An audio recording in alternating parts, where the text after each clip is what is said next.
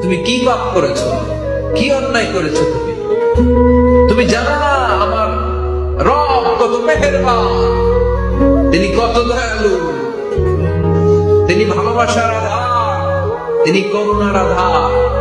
তোমার পাপ অন্যায় যদি হয় খালের পানির সমান, বিলের পানির সমান, আমার আল্লাহর দয়া সাগরের পানির সমান।